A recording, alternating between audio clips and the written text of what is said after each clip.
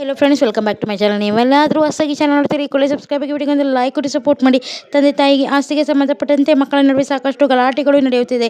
ಹಾಗೆ ಹಲವು ಜನರು ಕೋರ್ಟ್ ಮೆಟ್ಟಿಲನ್ನು ಕೂಡ ಏರಿದ್ದಾರೆ. ಸ್ನೇಹಿತರೆ, 1956 ಹಿಂದೂ ಉತ್ತರಾಧಿಕಾರಿ ಕಾಯ್ದೆಯ ಪ್ರಕಾರ ತಂದೆ ತಾಯಿ ಅಥವಾ ಪಿತ್ರಾರ್ಜಿತ ಆಸ್ತಿಯಲ್ಲಿ ಹೆಣ್ಣು ಮಕ್ಕಳಿಗೆ ಸಮಾನವಾದ ಹಕ್ಕಿದೆ. ಆದರೆ ಕೆಲವು ಸಂದರ್ಭದಲ್ಲಿ ಮಾತ್ರ ತಂದೆ ತಾಯಿ ಆಸ್ತಿಯಲ್ಲಿ ಪಾಲು ಸಿಗುವುದಿಲ್ಲ. ಬನ್ನಿ ಯಾವಾಗ ನೋಡೋಣ. 1956 ಹಿಂದೂ ಉತ್ತರಾಧಿಕಾರಿ ಕಾಯ್ದೆಯ ಪ್ರಕಾರ ಸುಪ್ರೀಂ ಕೋರ್ಟ್ ಆದೇಶದ ಪ್ರಕಾರ ಒಬ್ಬ ವ್ಯಕ್ತಿ 1956ಕ್ಕೂ ಮೊದಲು ಸತ್ತಿದ್ದರೆ ಆತನ ಆಸ್ತಿಯಲ್ಲಿ ಹೆಣ್ಣು ಮಕ್ಕಳಿಗೆ ಯಾವುದೇ ಪಾಲು ಇರುವುದಿಲ್ಲ.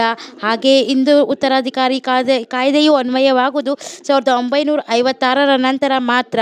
ಹಾಗೆಯೇ ತಂದೆ ಆದವನು ವಿಲ್ ಬರೆದಿಟ್ಟಿದ್ದರೆ ಅಥವಾ ತನ್ನ ಸ್ವಂತ ಹಣದಿಂದ ಆಸ್ತಿ ಸಂಪಾದಿಸಿ ಯಾರಿಗೆ ಸೇರಬೇಕು ಎಂದು ವಿಲ್ ಬರೆದಿಟ್ಟರೆ ಮಾತ್ರ ಆಸ್ತಿಯಲ್ಲಿ ಪಾಲು ಕೇಳುವ ಹಾಗಿಲ್ಲ.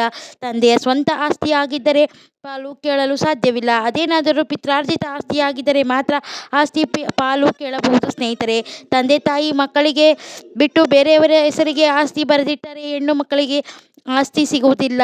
ಈ ಒಂದು ನಿಯಮ ಹೆಣ್ಣಿಗಲ್ಲದೆ ಗಂಡಿಗೂ ಕೂಡ ಅನ್ವಯವಾಗುತ್ತದೆ. ಸ್ನೇಹಿತರೆ, ವಿಡಿಯೋ ಇಷ್ಟ ಆದರೆ ಲೈಕ್ ಮಾಡಿ, ಶೇರ್ ಮಾಡಿ, ಸಬ್ಸ್ಕ್ರೈಬ್ ಮಾಡಿ. Thanks for watching friends.